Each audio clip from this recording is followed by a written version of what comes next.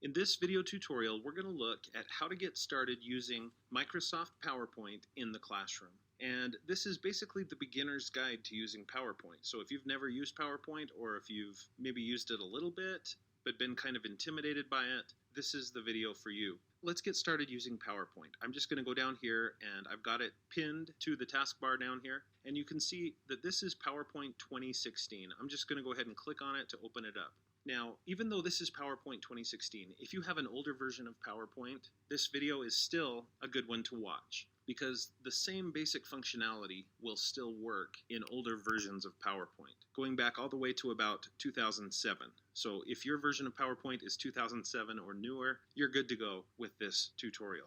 Now, what if you have a future version of PowerPoint that comes out maybe in 2018 or whatever? Same thing applies. This video will probably still be very applicable to you and your version of PowerPoint. And that's also true of Mac. If you have PowerPoint on the Mac, it's going to be a little different, but I still hope that you'll enjoy watching this presentation and that it'll be applicable to you. So as you can tell, PowerPoint has loaded up, and at this point I can do one of a couple of different things. I could simply click where it says blank presentation and get started using PowerPoint. And most often that's what I do. That's the most common option, at least for me. But if I prefer, I could go over here and select one of these different templates or styles, and it will get the template details, and then if I like it, I can choose to create a presentation in that style. And so that's another option that you do have, is to pick one of these pre-made templates, is really what they are, templates. So I could pick one of those, create it, and begin making a PowerPoint. Another thing you can do is go up to the top here and click Search for Online Templates and Themes. So I could click there and do a search for, let's say, a business presentation. And it's looking online to see if there are any PowerPoint templates or themes that might fit that description of business presentation. And as you can see, it found several results, and I could go ahead and click. Let's say I like this one. I could click to create a presentation based on that template.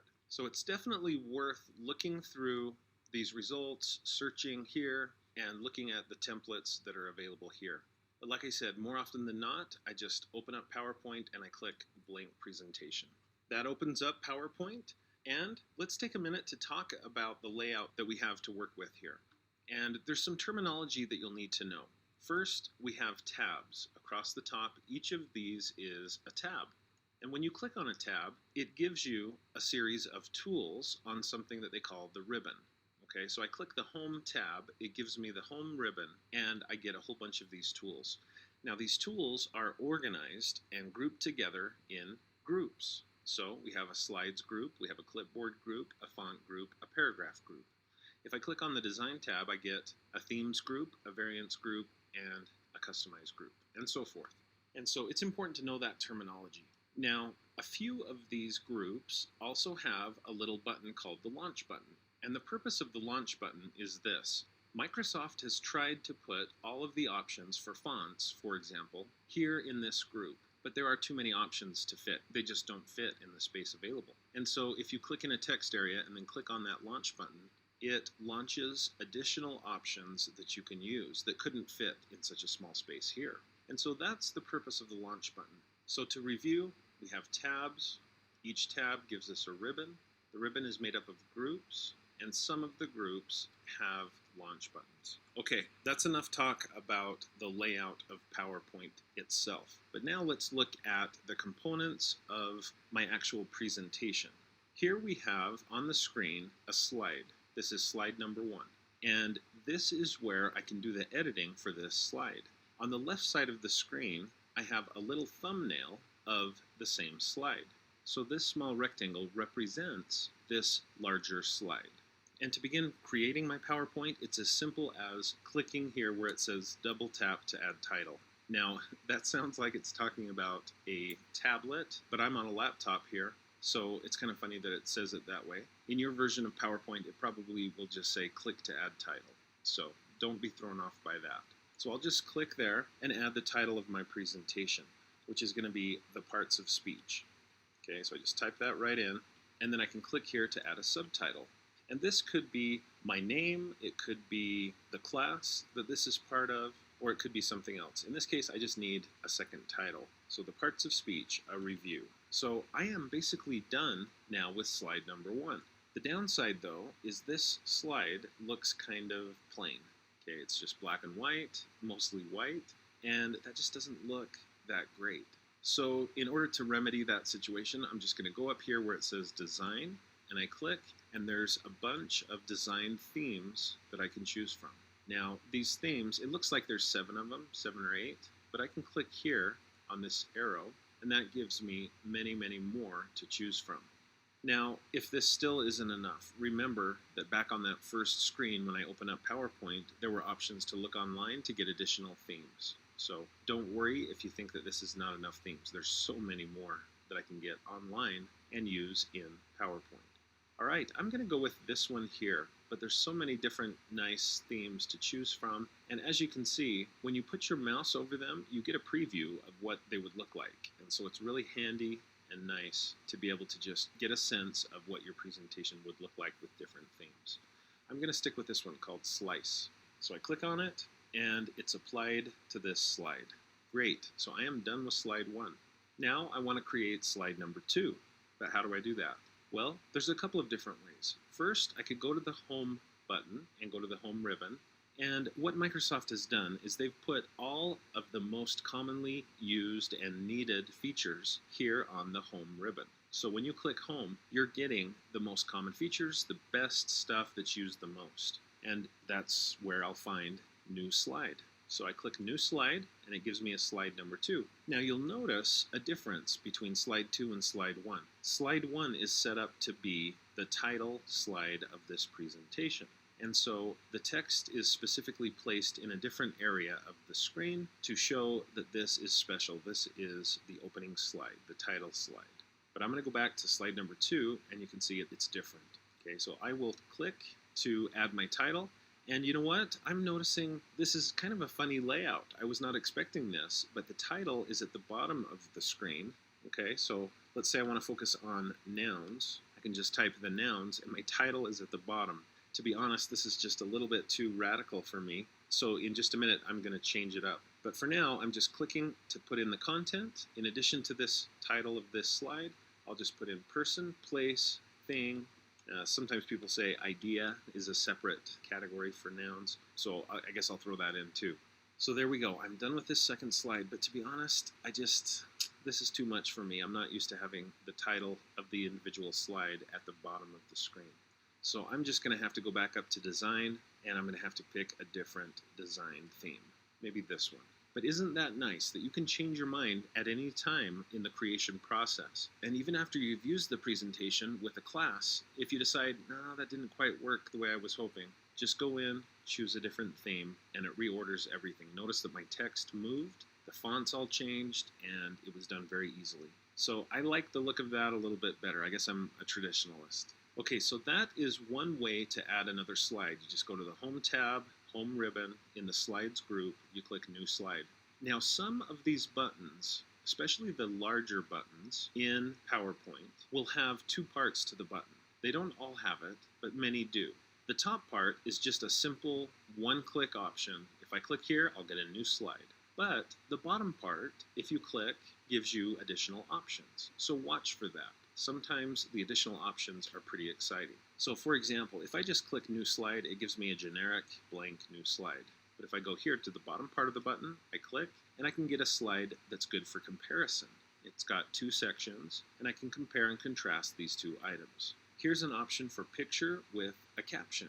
Here's an option for a 3-picture column. So some nice options here that I might otherwise miss if I hadn't clicked on the bottom part of the big button. So watch for that. Now, I do want to show you another way to add a new slide to my presentation. And to be honest, this is what I do more often than not. I typically don't go up to the top of the screen and click here on New Slide. Instead, I just go here, right-click, and choose New Slide. And so, for me, that's a shortcut. It's easier for me just because I don't have to go all the way up here. I know I'm kind of lazy that way, but that's what I prefer, just right-clicking and choosing New Slide. Okay, now I've got too many slides, so I'm just going to delete using delete on the keyboard, or you can also right-click and choose Delete Slide. Okay, next up, before I go on to this third slide, I'm going to jump back to slide number 2 because I want to add some visual elements to this presentation. Honestly, when it comes to PowerPoint, way too many people use way too many words in their PowerPoint presentations, and that's why PowerPoint gets a bad name. It's not anything that Microsoft or that PowerPoint has done that's wrong. It's the people that are using PowerPoint. I know I shouldn't say that to my audience, but it's true. We can use PowerPoint effectively. It's meant to be a visual tool. But if all we do is put text on the slides, and especially put lots of text, it'll drive people crazy, and you're missing out on the potential power of PowerPoint. So let's look at how to add some visual elements to this, in addition to the theme, the background that's here. Well, what I would do to add some visuals is click here on Insert. And when I do that, it gives me a bunch of different things I can insert. In this session, I'm going to focus just on a few of these. And let's focus right now on images. So I can go here in the Images group, and I'm going to click on Pictures. So Insert Pictures. And from here, I'm going to just quickly here jump to Photos, and I'm going to find a few photos to add. Okay, so here's one. A nice cheerful image to choose here, I know. But anyway, this is an example of a thing, right?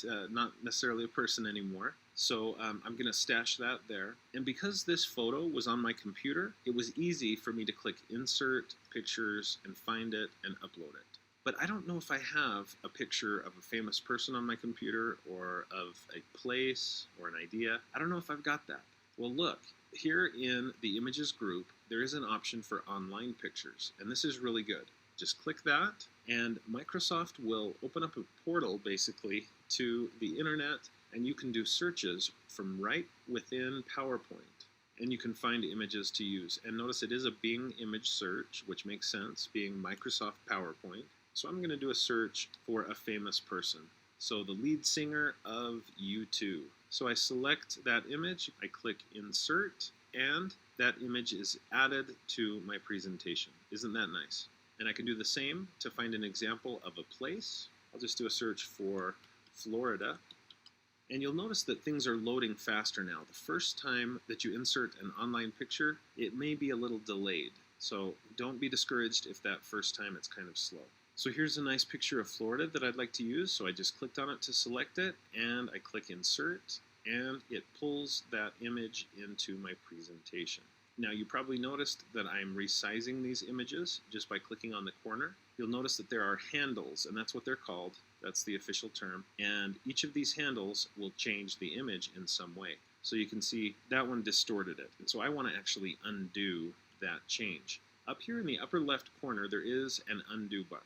So I can click that to undo, and that's fixed the mistake that I made. There is also a redo button that will appear only after you undo something. All right, so there's my image. I'm going to make it a little smaller again. And then you may notice that some of these images, actually all of them, I believe, when you click on them, get this arrow, this circular arrow at the top. When you click on that circular arrow, it gives you the ability to very easily rotate the image so that you can tilt it if you'd like to. So I've got a person, I've got a place, I've got a thing. What about an idea? So I'll click to add an idea. How about love? Now, I would argue that this is still a thing, but that's okay.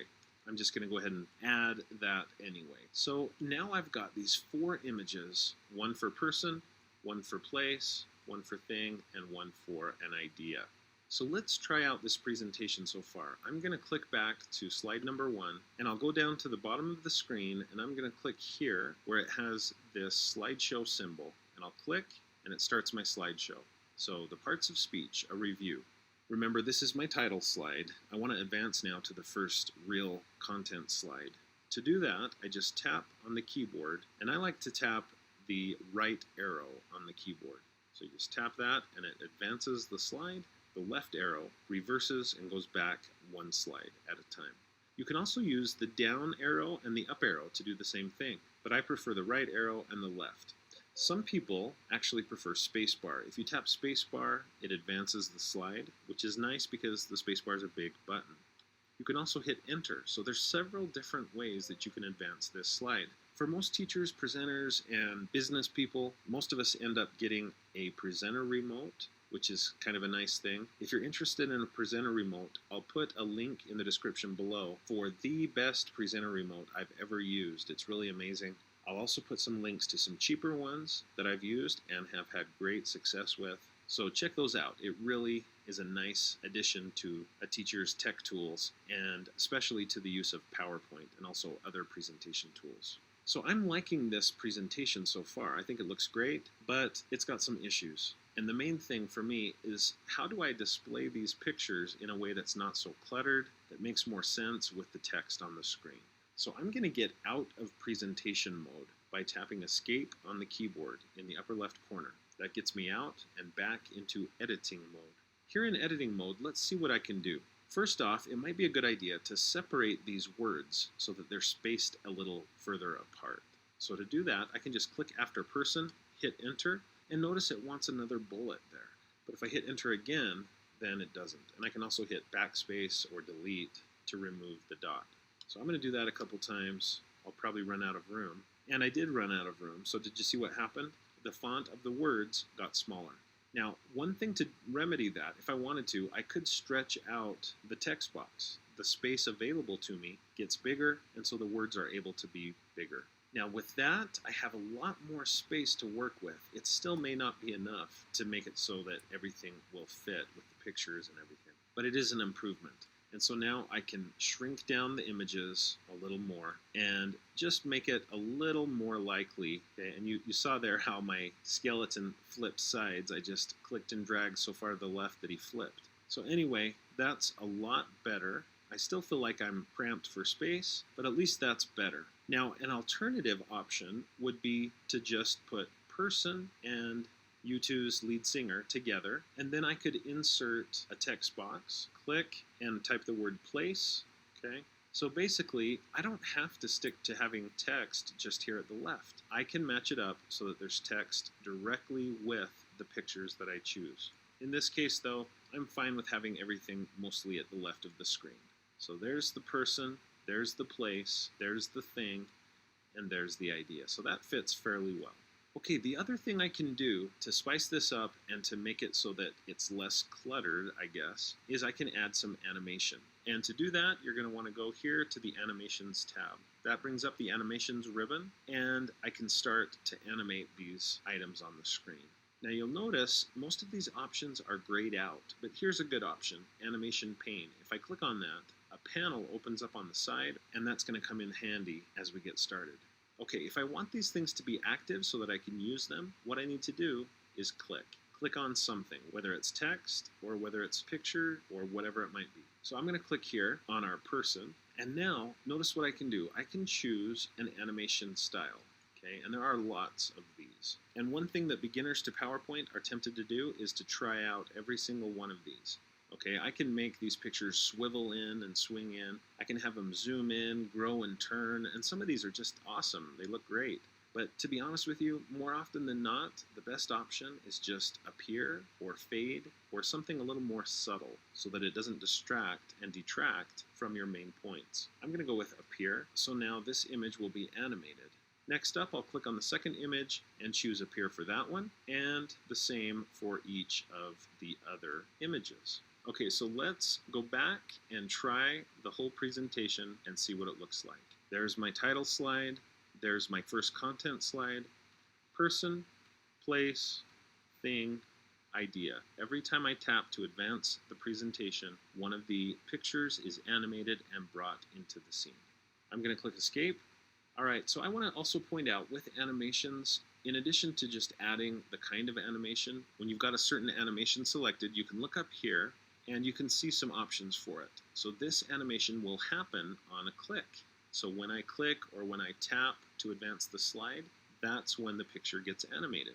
If I want to change that, I could make it animate with previous or after previous. Now there is nothing previous to this. So I'm going to go down here to my second animation, and I'm going to change it from on click to with previous, just so you can see what that does. You can also put in some delays, which is kind of interesting, and in a future more advanced video, maybe in the intermediate or one of the advanced ones that I'll make, I'll show you how that can be really useful and helpful to put in delays from time to time. So let me try it again. I'm just going to go down, click the Start Presentation button.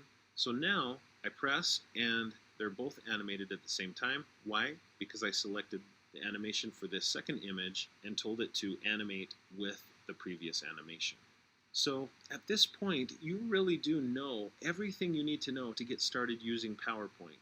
You know how the screen is laid out, you know how to choose a design theme, you know how to click to add text to the slides, you know how to insert images, whether from your computer or from online pictures. You know how to add animations to your presentations. And I also threw in a couple of other items like inserting text boxes and how to use the undo button. And of course, we also learned how to add new slides to a presentation.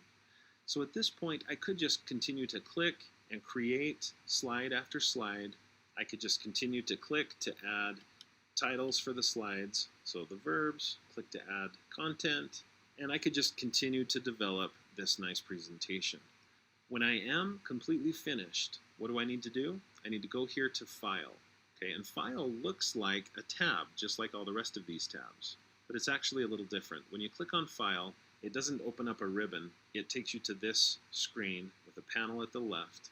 It gives you some options for protecting the presentation if you want to. I don't ever do this, but it might make sense for you to look into that. It gives you some properties of your presentation, but for the most part, this is what you're looking for. You go to the File option in order to save what you've been working on, or maybe to open a presentation that you've made in the past. So I'm going to go down and click Save, and I can save to just this computer if I want to, or I could save to my OneDrive account. If you're not familiar with OneDrive, and if you're using PowerPoint, you've got to become familiar with OneDrive. It's a great tool, and it integrates well with Microsoft Office, including PowerPoint. And so please watch my tutorials that I've made on OneDrive. I have one for Windows and one for Mac, and you've got to check that out. In this case, though, I'm just going to save to this PC. So I double-clicked on that, and it opened up with some options. I can save it here in Documents, and I'll call it the Parts of Speech. PowerPoint automatically put that title in for me, and I'll click Save, and that's now saved to my documents on my computer. So now, when I close PowerPoint, that presentation is already saved. In the future, I can just click PowerPoint to open it up, and look, there's a list of recent documents that I have made or opened on my computer. I do want you to see that there's a little push pin here. If you click on that push pin, it will pin this document at the top of the list. So if this is a particularly important presentation that I'll need over and over, and that maybe I'll continue to work on, I usually like to pin it so that I can easily find it again. And now, also, when I click on File and click Open, there it is, and it's pinned. I can also pin or unpin from the File menu also. So I hope that you've enjoyed